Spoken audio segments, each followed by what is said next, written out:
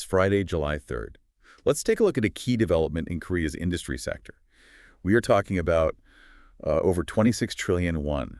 That is roughly 18.6 billion US dollars in capital commitments announced by Korean heavy industry in just a single day. Yeah, that is a staggering number to drop at once. But to determine whether Korean industry is actually gaining or losing ground here, we really have to, look past the press releases and strictly evaluate the structural data. Right, the fundamentals. Exactly. So for this deep dive, we are strictly looking at Capex, capacity, and contracts. Okay, so let's follow the life cycle of this supply chain, starting at the very bottom with raw materials. POSCO is committing $12 billion over 3 years. Right, to that triple core strategy of theirs. Yeah, steel, lithium, and energy. And their target is, it's massive, 173,000 tons of lithium by 2033. But extracting that from brine takes years of massive infrastructure. How are they actually securing that? Well, they are relying heavily on Argentina's REGI framework. It is essentially this new deregulatory tool that gives foreign investors major tax breaks and, importantly, currency stability. Oh, wow, okay. Yeah, that financial predictability is really the only way a company like POSCO can commit the capital required for such long-term, capital-intensive brine operations.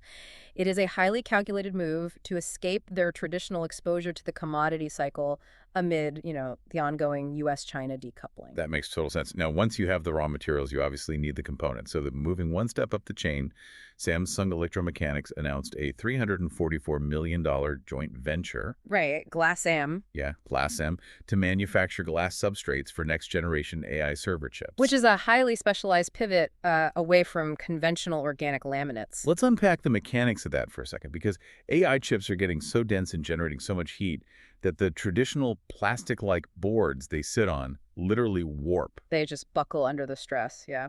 So swapping organic laminate for glass, it is kind of like replacing a wooden foundation with steel to support a massive AI skyscraper, right? Because glass physically doesn't expand under that extreme heat. You hit the nail on the head. Glass offers significantly lower thermal expansion and much higher flatness. Right. It can actually handle the physical architectural scale of those next-gen AI accelerators without buckling under the thermal load. Right, and we see this thematic transition continuing all the way up the chain. They are moving from raw material extraction to component manufacturing, all the way to locking down domestic ecosystems and national defense. Yeah, take Hanwha Ocean, for example. They were just selected as the preferred negotiator for the KDDX destroyer program. Wait, that is a massive deal, right? Huge. We are talking about a $5.6 billion national defense contract.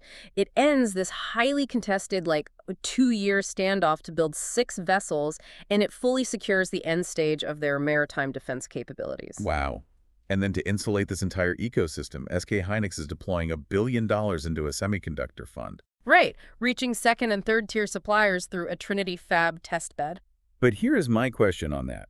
Is SK Hynix funding lower tier suppliers out of goodwill, or is this like a calculated defensive moat? Because smaller component makers usually can't afford to halt production or risk blowing up a cutting-edge line just to test new tech. Oh, it is absolutely deliberate supply chain depth. The Trinity Fab acts as a sandbox. It gives these lower-tier suppliers direct access to SK Hynix's actual production environments so they can test their innovations without facing financial ruin. So they can test without going bankrupt. Exactly. By subsidizing this deep supply chain integration, SK Hynix ensures that if a global bottleneck happens, their local manufacturing base remains battle-tested and completely intact. Okay, but success across all these fronts hinges on major external variables. You have those Argentine regulations for POSCO, technical sampling timelines for Samsung, and rigid defense procurement schedules for Hanwha.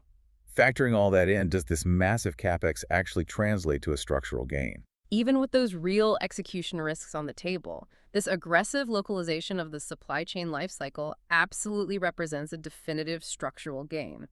By front-loading that initial 26 trillion won, which is roughly 18.6 billion US dollars, these industrial giants are essentially locking in critical capacity before any further geopolitical fractures can deepen.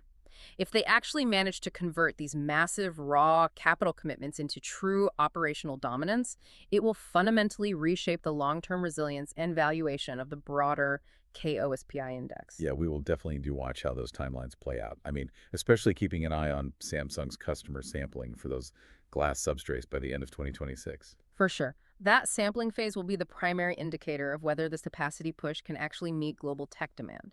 So consider this. If these Korean industrial giants are front-loading this much capital in this single day, what global supply chain fractures do they see coming that the rest of the world might be underestimating?